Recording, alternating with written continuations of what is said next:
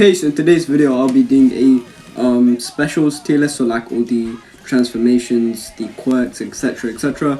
And probably wondering, bro, why is this guy doing a tier list? He's got 3 top power. This is my alt account. My main on the game, this game is kind of banned at the moment, like for 7 days on Roblox, so can't really grind on the game, but the update kind of stinks anyways. But I'm going to do the tier list. I'm going to keep it short, and for that reason I think you guys should subscribe. And once you subscribe, and you might as well leave a like and let me know some criticism. Just don't flame me. But yeah, let's get straight into the video. Now I'm gonna keep DNF tier short just because they're just DNF tier. I would literally not summon for any stand in the game, in my opinion. There's just no point. It's a waste of Chikara. Do not get stands. I know when everyone first started the game, like, okay, let's get stand, but that's just because it was released. Now it's update 2. You know, stands basically just stink, except from Killer Queen, which is decent, which I'll get onto later on. But yeah, just don't spend your Chikara on stands. And if you find the common or, you know, rare free, whatever, you can just tell by the rarity it's not going to be that good. So it's quite self-explanatory, this tier. We'll not level these up, we'll not go for them. As we get to C tier, I'm not really saying don't like grind for these specifically, like, because you might be grinding for Armored Titan or Arlong just for the Chikara, or just for the boss farming, and you might, you know, end up getting the transformation, which is quite nice. But I wouldn't really specifically farm for any of these specifically. But yeah, they're there. I mean, it's the same as before. I mean, Star Platinum's only above the world now just because of its buffs, I guess. But it's not really that much better. Maybe you could even say the same. So don't flame me too much in the comments about that one.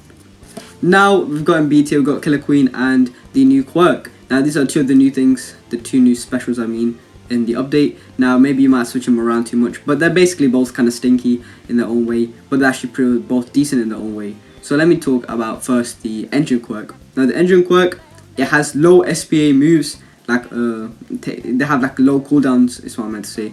Man Adventures guy.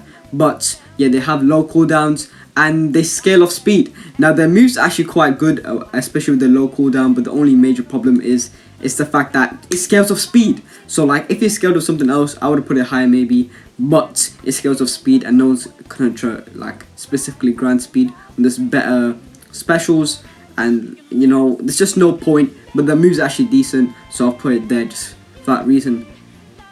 Yeah, and then we got Killer Queen, which is a new addition, which is basically it's actually pretty decent, but it's not all that at the same time. That's why it's just mid, which is what B tier is basically for, kind of, I guess.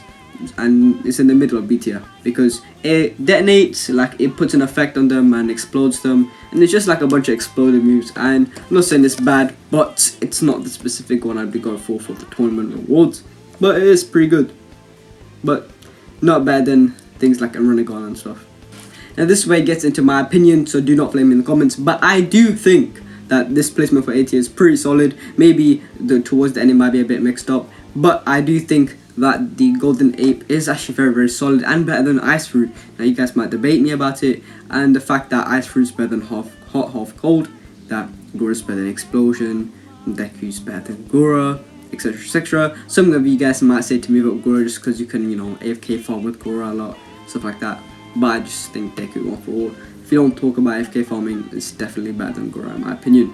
But yeah, there's not really much to say. Golden Ape is actually very nice, but I would not keep it forever, and I would try and improve it. Now we've got Magma in S tier. Now some of you might say move Magma down or move Magma up, but in my opinion, respectfully, I'm going to put Magma where it is, just because it's actually very good, but you can't really compare it to Mera, because the fact is, it scales off strength. Not everyone was trying to grind strength, and plus, not only that, it's the fact that some of the moves are good, but not every single one. Like, they're all solid, that's why it's in S tier, but you can't say they're all, you know, overpowered, like Mera, where, like, Mera's moves for some reason got buffed when it was already good enough, so that's why it's obviously over there.